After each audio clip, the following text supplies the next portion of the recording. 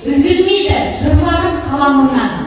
Екеуі қос қанатым бойымдағы, түйсігі жырларымның ойындағы.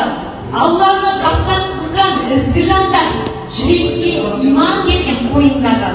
Олар барда тозбадым, азымадым, өзгеден секем алып жазымадым.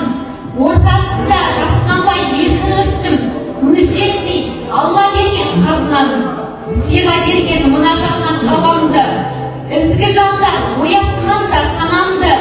Біздер үшін еңбек етіп талмаған, жақсы көрем әкем менен анамды.